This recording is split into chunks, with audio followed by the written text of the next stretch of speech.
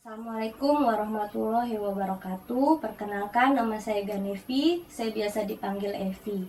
Malam ini saya akan membawakan presentasi pertama saya dengan tema bisnis. Saya adalah seorang ibu rumah tangga. Dulu saya pernah bekerja di salah satu hotel yang ada di Bandung, sampai pada suatu saat ada suatu kejadian sehingga saya harus berhenti dari pekerjaan saya.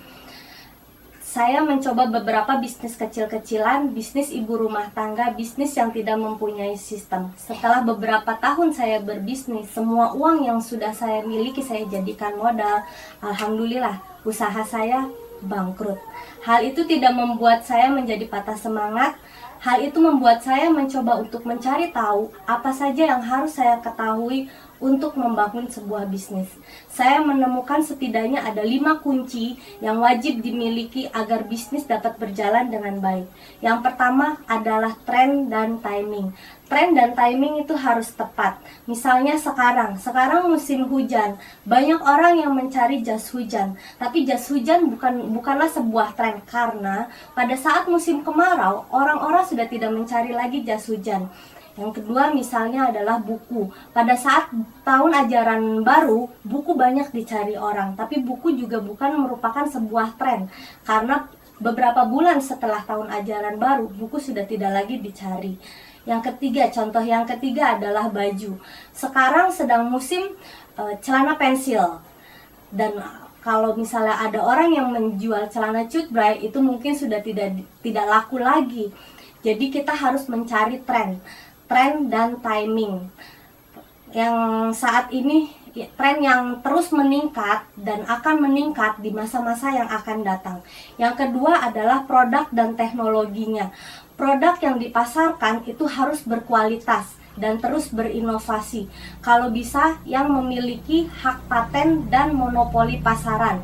Misalnya, sekarang banyak beredar handphone di pasaran, tapi iPhone adalah handphone yang banyak dicari oleh orang lain karena iPhone mempunyai inovasi.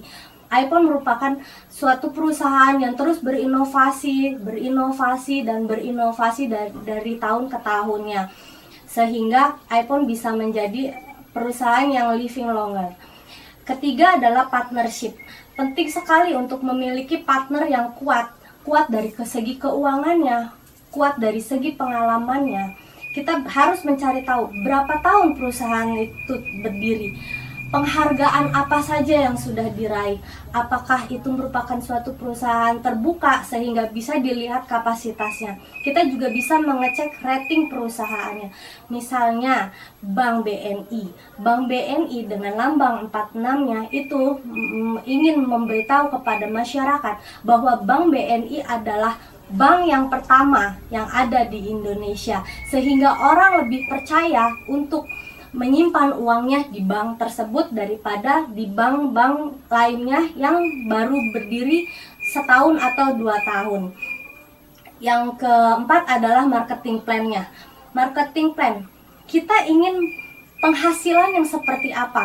Penghasilan sementara atau penghasilan yang royalti? Marketing plan harus jelas, harus benar-benar terbukti.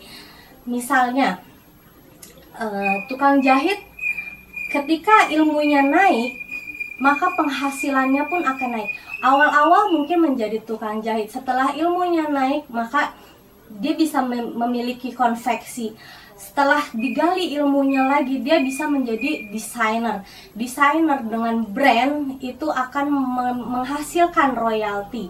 Misalnya yang seperti yang kita tahu adalah gas. Kunci yang kelima adalah support dan bisnis system. Untuk pemula seperti saya, support dan bisnis system sangat penting sekali karena memiliki kekuatan untuk mengubah seorang ibu rumah tangga yang biasa seperti saya bisa sukses dalam berbisnis dan memiliki hasil yang luar biasa. Sekian presentasi dari saya. Untuk segala kekurangan saya mohon maaf. See you on the top. Wassalamualaikum warahmatullahi wabarakatuh.